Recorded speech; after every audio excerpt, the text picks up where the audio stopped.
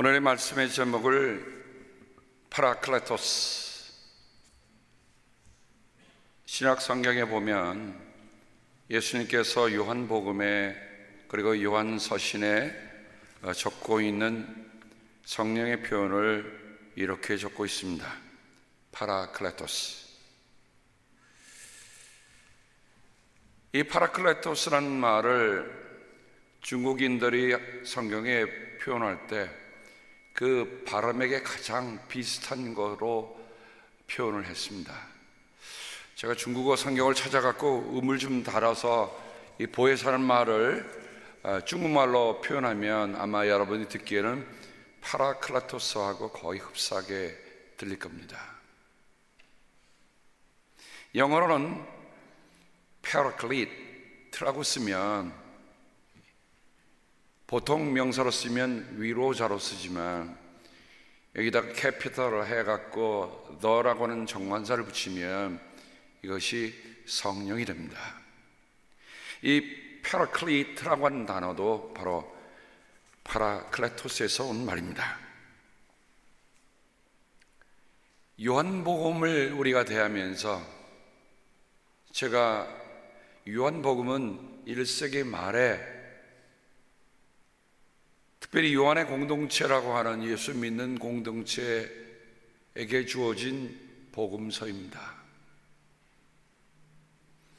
요한복음을 읽다 보면 마태복음, 마가복음, 누가복음과는 달리 성령에 대해서 두 다른 표현을 쓰고 있는 것을 우리가 찾아볼 수 있습니다. 그 하나가 오늘 제목이 되고 있는 파라클레토스이고요, 또 하나는 진리의 영입니다.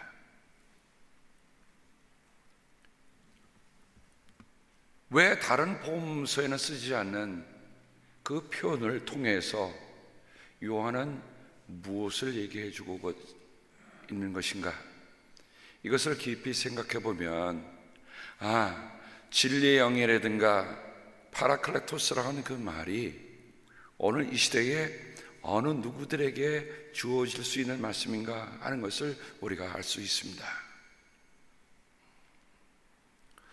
어찌 보면 여러분이 좀 오늘 말씀이 처음 들어갈 때 딱딱할 수도 있고 어려울 수도 있습니다.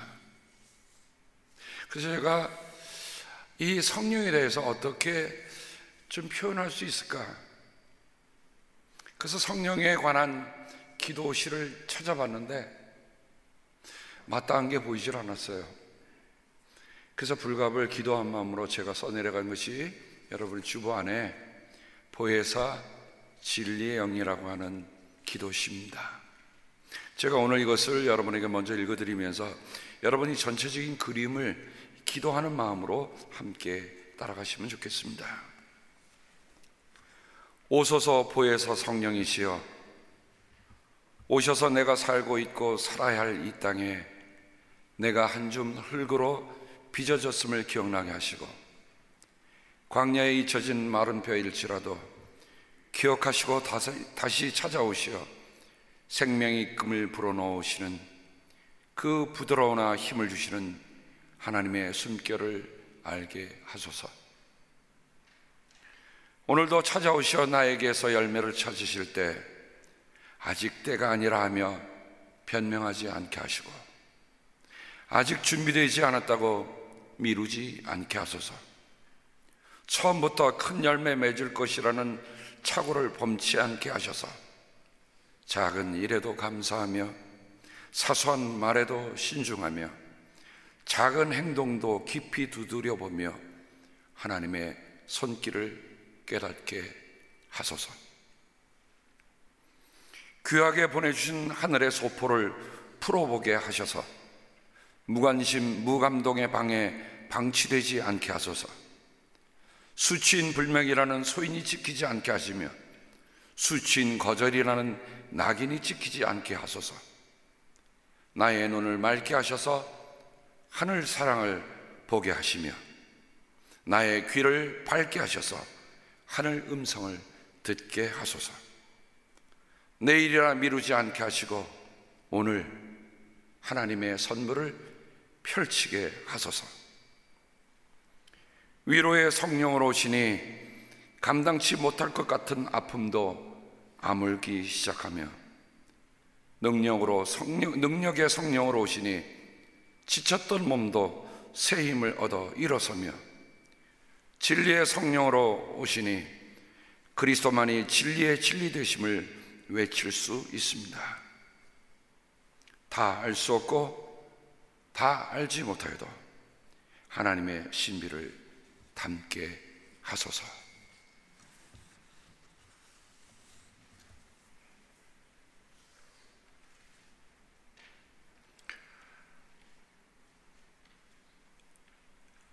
정말 우리가 성령을 얼마만큼 이해하고 성령이 우리 안에 움직이심을 우리가 얼마만큼 감지하며 사는가. 하나님께서 그렇게 선물로 보내주셨음에도 불구하고 수치인 거절, 수치인 불명, 분명 선물로 보내셨는데요, 받을 사람이 어디로 간지 알 수가 없어요. 그보다도 더 심각한 것은 수치인이 거절하는 겁니다. 1세기 말에 요한의 공동체는 안팎으로 어려움을 갖고 있었습니다. 어찌 보면 오늘 21세기에 있는 교회들과도 그렇게 다르지 않습니다. 밖으로만 어려움이 있다면 안에 있는 사람이 또 올돌 뭉쳐서 막으면 될 텐데, 안에만 어려움이 있다면 그냥 마음 먹고 다 청소하고 털면 될 텐데, 이게 안팎으로 문제가 있단 말이죠. 안으로는 어떤 어려움이 있습니까? 영지주의라고 하는 나스틱시즘, 그노시스, 이 주의자들이 들어와서 교회를 어렵게 하는 겁니다. 어떻게 보면 진리는 하나지만 진리를 거스르고 진리를 혼동시키는 것은 수천 수백만 가지예요. 오늘 우리가 믿고 있는 이 신앙이 2000년 동안 내려오면서 아무런 어려움도 없었다, 아무런 방해도 없었다가 아니라 교회 안에도 여러 가지 어려움이 많습니다. 그 가운데 영지주의라고 하는 것은 이 사람들이 나는 구원의 신비한 어떤 비밀을, 그 코드를 알고 있으면 된다. 심지어는 어느 정도냐면 예수 그리스도께서 십자가에 달리셨을 때는 이미 그분은 떠나고 없으셨다. 어떻게 하나님의 아들이 그렇게 십자가에서 처절하게 피 흘리며 죽을 수 있겠는가? 사람들의 감정을 교묘하게 흔들어 놓는 일들. 하나님 여러분, 사람이요 넘어지기가 참 쉽습니다. 어느 때냐? 가장 예민하고 가장 민감한 가장 허물어지기 쉬운 그 부분만 톡 건드리면 그 사람이 아무리 무엇을 한다 할지라도 한순간에 무너지고 맙니다.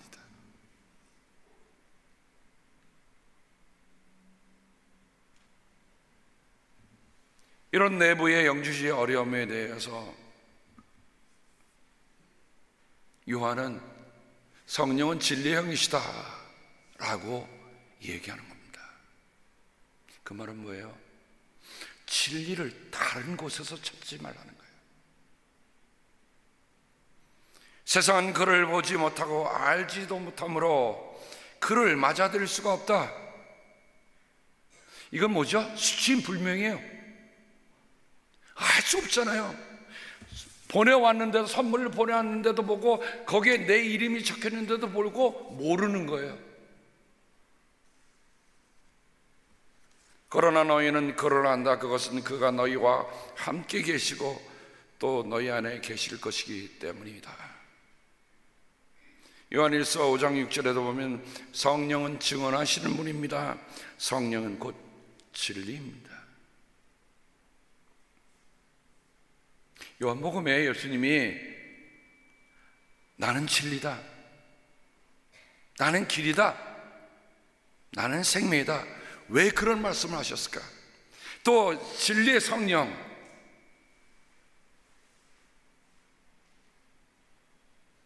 여러분, 주님께서 부활하시고 승천하신 것이 주후 30년경이라고 얘기합니다. 최선도 60년이 지나고 70년이 돼가는 그 어간에 부활하신 예수님과 함께 살았던 이들의 제자들은 예수님의 놀라운 일들을 바로 자기의 손으로 만져볼 수 있고 눈으로 볼 수 있었어요. 입맛으로도 먹을 수 있었잖아요. 근데 부활하신 예수님이 승천하고 이젠 보이지를 않는 겁니다. 보이질 않으니 무슨 문제가 생깁니까? 그분이 부재,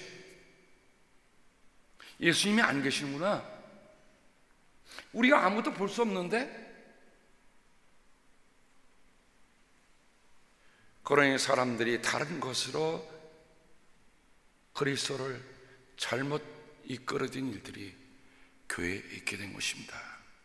그래서 요한은 바로 성령에 관해서 이렇게 말씀하십니다. 진리의 영이라는 말씀이 15장 26절 27절에도 이렇게 나옵니다. 내가 아버지께로부터 너희에게 보낼 보혜사 곧 아버지께로부터 오시는 진리의 영이 오시면 그 영이 나를 위하여 증언하실 것이다. 진리의 성령이 오시면 뭐를 증언해 줍니까? 예수 그리스도를 증언해 주십니다. 진리의 성령은 우리에게 뭐를 알게 하는가? 예수 그리스도를 알게 하는 거예요. 예수 그리스도를 알아서 예수 그리스도를 믿게 하는 겁니다. 진리의 영이 오시면 그가 너희를 모든 진리 가운데로 인도할 것이다. 그는 자기 마음대로 말씀하지 않으시고 듣는 것만 일러주실 것이다. 앞으로 올 일들을 너에게 알려주실 것이다. 이처럼 진리의 영이 오시면 우리에게 예수님을 소상하게 알려주신다는 거예요. 자, 부활 승천하셔 계신 예수님을 눈에 안 보이니 그들이 부재 가운데 어떻게 예수님을 알 수 있는가? 바로 진리의 영이신 성령께서 우리에게 알려주신다는 겁니다. 요한 1서에 보면 교회 안에 이런 어려움이 있었던 사람들의 표현을 이렇게 적고 있는 것을 보게 됩니다. 그들이 우리에게서 갔지만 그들은 우리에게 속한 자들이 아니었습니다. 처음에는 함께 믿는다고 하고서 교회 들어왔는데 알고 보니까 교회 안에서 있는 게 아니라 결국 떠나버리고 말았다. 그들이 우리에게 속한 자들이었더라면 그들은 우리와 함께 그대로 남아 있었을 것입니다. 그러나 결국에는 그들은 우리 모두에게 속한 자들이 아니라는 사실이 드러나게 되었습니다. 그러면서 사도 요한은 누구든지 아들을 부인하는 사람은 아버지를 모시고 있지 않은 사람이요 아들을 시인하는 사람은 아버지를 또한 모시고 있는 사람입니다 라고 얘기합니다.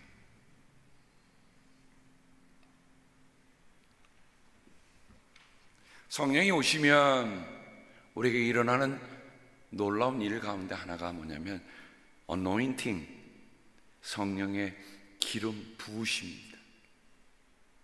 원래 기름 붓다고 하는 이 표현은 구약에는 왕들이나 예언자들이나 제사장들에게 그들을 거룩하게 구별하는, 그들의 직무에 따라 구별하는 독특한 예식이 어노인팅이었습니다.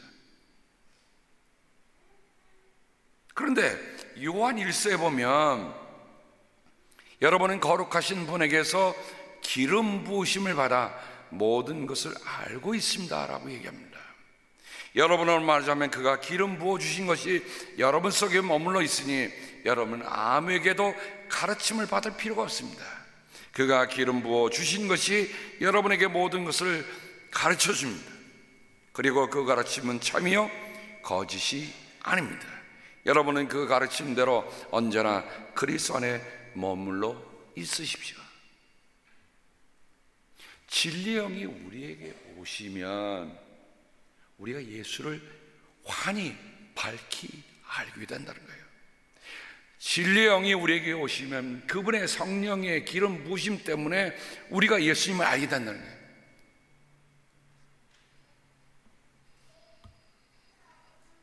두 번째 문제는 이제는 내부의 문제가 아니라 외부로부터 오는 문제였습니다. 특별히 85년 이후로부터 시작을 해서 유대인들은, 기독교인들이, 그리스도인들이 회당에 모이는 것을 못하도록 막았습니다. 70년 예루살렘 성이 다 함락됐을 때 그들은 자기네들이 왜 이런 어려움을 당했는가 하는 그 이유 중에 하나를 그리스도인들 때문이라고 하는 그런 이유를 들기 시작하며 드디어는 90년 얌야회에서 18개 기도문 가운데 시위계 기도에 이런 기도를 드렸습니다. 노츠림 나사렛인들과 미님 이교도들을 순식간에 파괴하소서. 또 생명책에서 그들의 이름을 지우시고 의로운 자들과 함께 기록되지 않게 하소서. 오 주여, 교만한 자를 비천하게 하시는 주여. 유대인들은 이 기도를 가르치기 시작했습니다. 바로 이교도들과 그리스도인들을, 나사렛 도당을 함께 묶어서 같이 올려놓고 그들을 순식간에 파괴해달라고 기도를 가르쳤던 것입니다.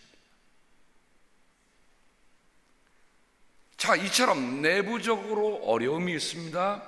외부적으로도 이런 큰 어려움이 있습니다. 이 어려움에 대해서 보혜사 파라클레토스, 내 곁에 서셔서 나를 도우시는 분, 나를 변호해 주시는 분, 나를 상담해 주시는 분, 나를 조언해 주시는 분. 법정에 서면 피고는 재판관을 뚜려보지만 시간이 되면 재판관이 바로 그 옆에 있는 변호자에게 묻습니다. 지금 이 피고가 한 일들이 사실인가? 아닌가? 변호자로서 그대가 이 사람에 대해서 할 말이 있는가를 묻습니다. 만일 그때 그 변호자가 이 피고에 대해서 정당한 사유를 들지 않으면 이들은 형벌을 받게 되는 거죠. 그러니까 이 파라클레토스라는 말은 법정에 선 변호자라고 하는 뜻을 함께 가지고 있습니다. 근데 성령을 바로 이 파라클레토스라 불렀다. 그 말은 뭐입니까? 파라라고 하는 말은 곁에 있다는 말이에요. 우리 주님께서 부활승천에서 아무것도 없는 것이 아니라 주님은 지금 내 곁에 서셔서 나를 돕는 분이다 라는 말뜻으로 파라클레토스라는 말을 썼습니다. 그러니까 성령은 우리의 곁에 서 계셔서 도우시는 불가시적인 임재를 얘기하는 겁니다. 제가 이 파라클레토스라는 말을 생각해 보면서 구약에 이 말이 어떤 의미로 썼을까 생각하다가 말씀을 찾기 시작했습니다. 그래서 세번역 성경에 옛날에는 이렇게 썼습니다. 모사, 모략 이런 단어를 쓰고 있습니다. 구약에 나타난 가장 드라마틱한 두 모사, 두 참모의 이야기가 있습니다. 다윗을 가장 힘들게 하고 가장 아프게 했던 사건이 있었습니다. 그게 다윗이 젊었을 때 일어난 일이 아니더라고요. 사무엘기하 17장 이후 15장부터 그 후반으로 쭉 가면 바로 이 사건이 너무도 디테일하게 기록된 것을 찾아볼 수 있습니다. 집안의 싸움입니다. 이복 형제 간의 부끄러운 일들이 다윗을 부끄럽게 만들고 있는 그때에 바로 그 문제를 일으켰던, 그쵸? 압살롬도 사실은 그 정도는 할 수 있을 것 같아요. 자기 누이가 부끄러움을 당했으니까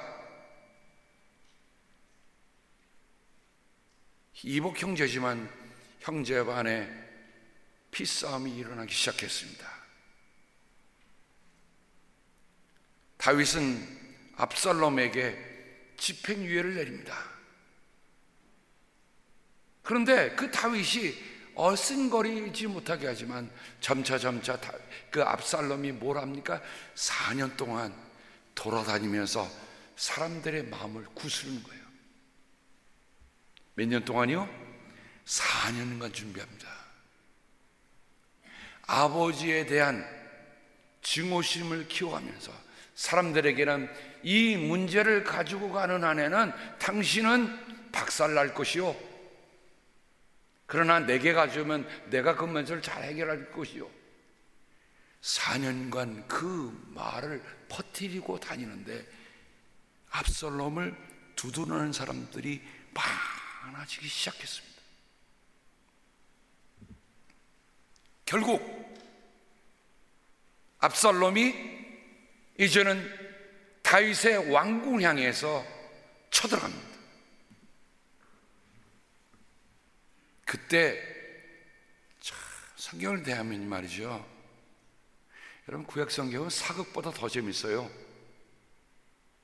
다윗의 모사였던, 다윗의 참모였던 아히도벨이라는 사람이 있었습니다. 이 사람이 압살롬 편에 들어서 이제 그 압살롬의 모사, 압살롬의 카운슬러, 압살롬의 책사 노릇을 하는 거예요.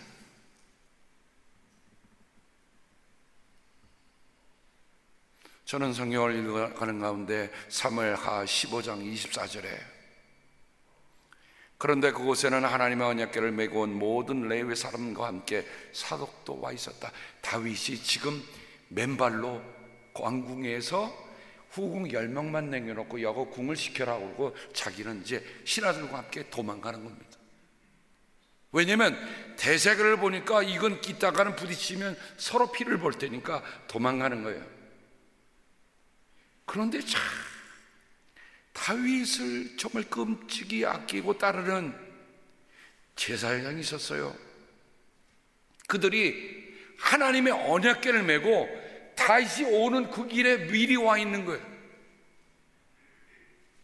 여러분, 하나님의 언약궤에 얽힌 이야기들을 열어보면 참 놀랍지 않습니까? 하나님의 언약궤가 했던 일들을 보면 블레셋들이 그 언약궤를 갖다가 종기가 나고 악성 종양이 나고 그러니까 다 도망치고 결국은 보냈는데 다윗이 그 하나님의 언약궤를 모시고 오는 일들, 하여간 그런 성경 이야기를 보는데, 근데 이제 다윗이 도망가는 길에 사독 제사장과 그 일행들이 언약궤를 메고 같이 와 있는 겁니다. 그러니 여러분이 만약 다윗 같으면 어떻게 했어요? 야, 하나님의 언약궤가 든든하니까 그래 가자. 근데 다윗이요 이렇게 얘기합니다. 하나님의 궤를 다시 토성원으로 옮기시오. 내가 주님께 은혜를 입으면 주님께서 나를 다시 돌려보내주셔서 이 궤와 이 궤가 있는 곳을 다시 보게 하실 것이오. 그러나 주님께서 나를 싫다고 하시면 오직 주님께서 바라시는 대로 나에게서 이루어 주시기를 빌 수밖에 없어.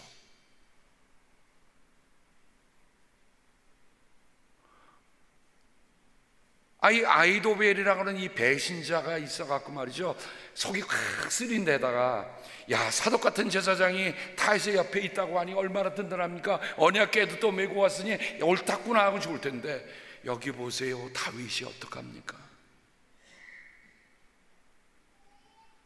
내 일신상에 편하다고 내 일신상의 안전 때문에 하나님의 언약궤를, 하나님의 말씀을 내가 사용할 수 없다는 거예요.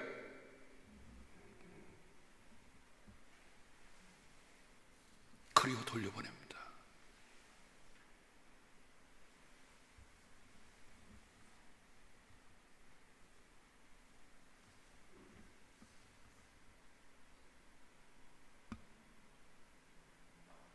그때 아렉 사람 후세가 바로 다윗을 맞으면서 다윗과 함께 간다고 합니다. 그때 다윗이 이런 부탁을 합니다. 그대는 이제 성으로 돌아가서 그대는 나와 함께 떠나면 그대는 나에게 짐만 될 것이요, 그러니 그대는 이제 성으로 돌아가서 압살롬을 만나거든 그를 임금님으로 받들고 이제부터는 새 임금의 종이 되겠다고 말하시오. 그것이 진정 나를 돕는 길이요.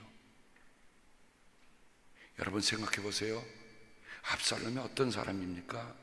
아버지도 지금 배신하는 판국인데 아버지와 친구였던 후세가 거기에 왕으로 들어갔다면 가만 내비두겠어요? 근데 다윗이 그런 부탁을 하는데 이 후세가 이 부탁을 듣습니다. 지금 다윗을 따라가면은 안전할 수 있어요. 내가 다윗의 친구라고 하는 것이기 때문에 같이 가는 것 때문에 다윗은 친구로서 후세에게 압살롬에 들어가서 압살롬의 모사가 되어달라고, 압살롬의 참모가 되어달라고 그렇게 당부를 하는 겁니다. 그러자 다윗의 친구인 후세는 성으로 들어갑니다. 성경이 이렇게 얘기해요. 같은 시간에 압살롬도 예루살렘에 도착하였다. 야, 드라마도 이런 드라마가 없어요. 다윗이 부탁한 후세가 이제 쉽게 얘기하면 그 압살롬을 흐리게 하기 위해서 들어가는 겁니다. 근데 그 들어가는 게 어떻게 들어가는 거예요? 목숨 걸고 들어가는 거예요. 내 친구 다윗 왕을 위해서 내 일신상의 안전을 다 버리고 그 소위 말하는 호랑이 굴로 지금 들어가는 겁니다.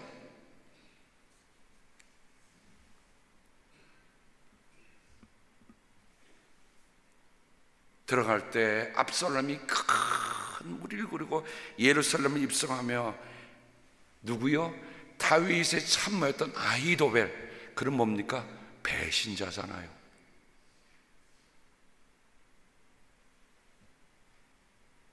근데 들어올 때 후세가 들어가서 임금님 만세! 임금님 만세! 아니 앞에 나서서 뭐 숨어서 있는 것도 아니고 앞에 나서 임금님 만세, 뭐 숨어서 밀사 노릇한 게 아니라 아예 대놓고 나와서 임금님 만세라는 겁니다. 압살롬이 후세에게 묻습니다. 이것이 친구를 대하는 그대의 우정이여 어찌하여 그대의 친구를 따라서 떠나지 않아서소? 압살롬도 알거든요. 아버지를 얼마나 좋아했던 후세라는 걸 아는데 그 후세가 나와서 자기한테 임금님 만세 그러니까 후세도 그렇게 얘기합니다. 근데 이 후세는 얘기합니다. 그렇지 않습니다. 오히려 저는 주님께서 뽑으시고 이 백성과 온 이스라엘 사람이 뽑아 세운 분의 편이 되어서 그분과 함께 지낼 작정입니다. 참 놀라운 일은요, 압살롬이 순간적으로 눈이 가려웠어요. 그래서 후세를 자기의 참모로 붙이는 겁니다. 그 다음에 무슨 일이 생깁니까? 아히도벨과 후세 간에 서로 의견 대립이 생깁니다. 아히도벨은 지금 당장 군사를 몰고 가면 다윗 왕과 그 일개들을 다 단칼에 이길 것이요 라고 얘기를 하는데 후세는 그렇지 않습니다. 어떻게 얘기합니까? 아닙니다. 동원에 든 쥐도 물라 그러면 돌아서서 칵 덤벼드니 그러다가 만약에 우리 병사들이 만약에 지면 이스라엘 전역에 소문이 나니 압살롬 당신이 왕이 되는 건 어려울 것이요. 참, 두 사람의 모사들이 서로 대결합니다. 근데 하나님이 누구의 편을 들어주셨을까요? 후세의 편을 들어주셨어. 후세의 손을 들어주셨어.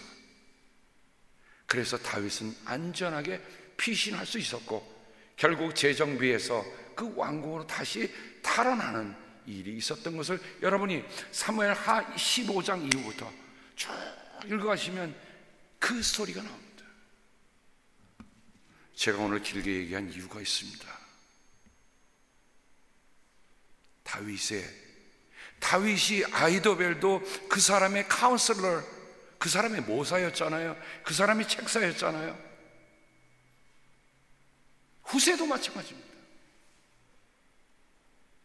여러분, 이 인생에 내가 어떤 모사를 만나느냐에 따라서 내가 인생이 달라질 수 있습니다.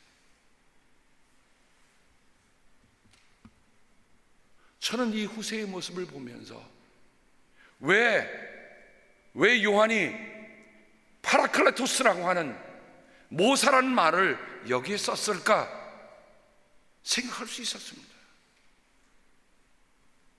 내 목숨 걸고라도 진정한 내 친구인 다윗을 살릴 수 있는 길이 있다고 한다면 내가 오늘 그 아이도벨에 등등한 것을 내가 이기리라.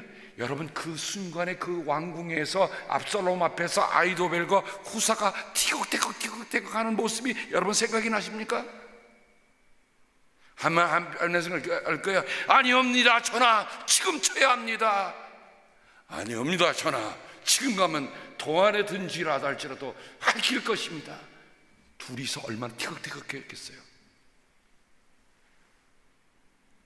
후세가, 압살롬이 후세 얘기를 듣게 됩니다.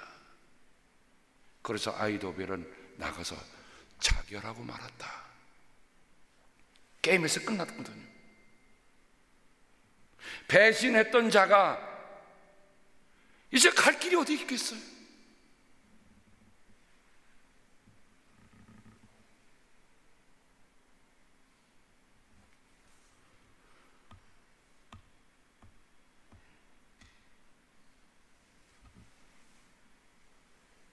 성경에 보면 제가 영어 성경을 세 가지 번역을 보니까 이 파라클레토스를 다르게 번역을 했더라고요. 킹 제임스 버전에는 The Comforter, 위로자라고 번역을 했고요. NIV에는 The Counselor, 모사로 번역을 했고, Today's English 버전은 The Helper라고 번역을 했습니다. 그 말은 뭡니까? 어느 것 한 말로도 다 표현할 수 없는 말이 파라클레토스입니다. 여러분, 하나님이 우리를 도우시는 성령님을 우리가 한 단어로 표현할 수 있어요? 이렇게 생각해 보십시다. 정말 내가 근심이 있고 어려움이 있고 눌려 있을 때 그분은 내려와서 따뜻하게 안아주세요. 그건 컴포터입니다. 내가 무슨 일을 하려고 하는데 도움이 필요합니다. 도와주세요. 그럼 헬퍼입니다. 그리고 내가 무슨 생각을 곰곰이 하는데 이 일을 어떻게 할까 와서 조언해 주십니다. 그때는 카운셀러 아닙니까? 성령은 우리에게 한 가지 모습으로 도우시는 분이 아니에요. 다양한 모습으로 도우세요. 그러니 우리의 삶에 그분이 우리를 어떻게 오실까 하는 것들을 여러분 곰곰이 기억하시기 바랍니다. 이사야서에 보면 제가 주님의 영을 가리켜 6가지 단어로 표현한 것을 찾아볼 수 있었습니다. 6가지 단어인데, 첫째에 보면 지혜와 총명의 영, 모략과 권능의 영, 지식과 주님을 경외하는 영이라고 했어요. 근데 여기서 여러분 이 두 단어를 묶어서 주님의 영이라고 했는데, 이 주님의 영을 얘기할 때 거기에 모략이라고 하는 말이 바로 파라클레토스와 같이 가는 말입니다. 그럼 좀 더 확대해 보죠. 주님이 우리에게 카운셀러가 되든 우리가 헬퍼가 되든 주님이 우리에게 컴포터가 되든, 만약에 이사야서로 올라가서 그에게 주님의 영을 가르칠 때 했던 이 말은 우리에게도 주는 말입니다. 주님의 영이 우리에게 오실 때 뭐가 생깁니까? 지혜와 총명이 생깁니다. 지혜와 총명이라는 단어를 보니까 지혜랑 같은 뜻을 있어요. 그래서 이런 생각을 했습니다. 주님의 영이 오시면 아는 것도 더 확실하게 잘 알게 해주시는구나. 지혜 위에 지혜를 더해 주시는 겁니다. 여러분, 음악가들이 오늘 우리 참 예수 사랑하심을 저렇게도 불러주셨거나 뚱따따 뚱따 이렇게 하면서 그 아주 가벼운 아주 그 음악을 넣으면서 딱 하는데 참 좋더라고요.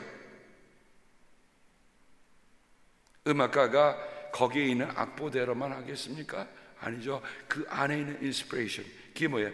지혜 위에 지혜를 더해주는 거 아닙니까? 사람이 아는 것만 갖고 돼 있어요? 거기에 실행을 하면 뭐가 돼? 힘이 필요하잖아요. 그러니까 모략과 권능이 함께 가는 거예요.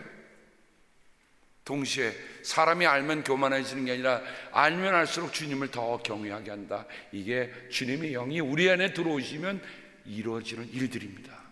이게 이사야 이미 결정적으로 표현하고 있는 것을 보게 됩니다.